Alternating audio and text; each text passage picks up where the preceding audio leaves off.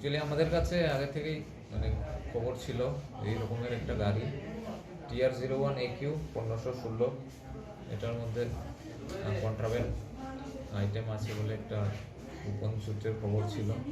তো অ্যাকর্ডিংলি গাড়িটা নাকাতে আটকা পড়ে আমাদের চেকিং পার্টির কাছে।